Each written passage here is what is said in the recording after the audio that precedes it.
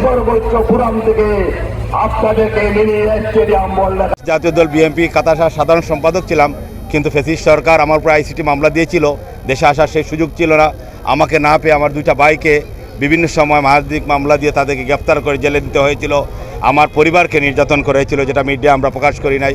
কিন্তু আমার নিজের পাসপোর্ট রিনিউ করতে পারে নাই, সেই জন্য আমি প্রবাসে থাকতে হয়েছিল।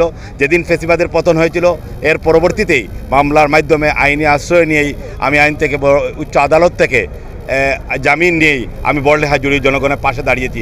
বড়লেখা জুড়ি জনগণ অত্যন্ত প্রস্তুত। তারা ব্যক্তির দেখে ভোট দিবে না, আগামীতে তারা দানের শীষ প্রতীক দেখেই ভোট দিবে। তারা চাচ্ছে বাংলাদেশ জাতীয়তাবাদী দল, বাংলাদেশ জাতীয়তাবাদী দল বিএনপির ভারপ্রাপ্ত চেয়ারম্যান জনাব তারেক রহমানের সেসব বক্তব্য মিডিয়া প্রচারিত হচ্ছে। তারা আশার আলো দেখতে পাচ্ছে। তারা বড়লেখা জুড়ে উন্নয়ন চায়। বিগত 70টি বছর বড়লেখায় কোনো উন্নয়ন হয় না। সেই উন্নয়ন হয় না। বিভিন্ন অফিস আদালতে যেসব কর্মচারী থেকে শুরু করে যেদিকে জাগাবেন সেদিকে দেখবেন দুর্নীতি আর দুর্নীতি। বড়লেখার মানুষ পরিবর্তন চায়। সেই পরিবর্তনের লক্ষ্যেই আগামী দিন নতুন বাংলাদেশের নেতৃত্ব দিবেন দেশ নায়ক তারেক রহমান। আর তারেক রহমানকেই বড়লেখা জুড়ে আসন উপহার দেবে ইনশাআল্লাহ। আপনারা জানেন, বাংলাদেশ জাতীয় দল বিএনপির ভারপ্রাপ্ত চেয়ারম্যান রাষ্ট্র কাঠামো মেরামতের জন্য 31 দফা জাতির সামনে উত্থাপন করেছেন। আমরা 31 দফা নিয়ে বড়লেখা জুড়ির মানুষের ঘরে ঘরে পৌঁছে দিয়ে যাচ্ছি।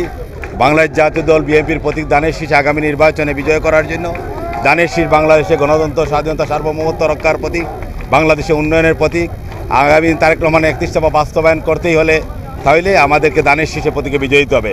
আমরা যেদিকেই যাচ্ছি সেদিকে মানুষের অনেক ধরনের সমাগম পাচ্ছি, মানুষের অনেক আন্তরিকতা পাচ্ছি। মানুষ চাচ্ছে বাংলাদেশ জাতীয় দল বিএনপিকে ভোট দেওয়ার জন্য। বিগত 17টি বছর বাংলাদেশের মানুষ তার ভোট দিতে পারে নাই। নিজের বাংলাদেশে ভোটাধিকার ছিল না।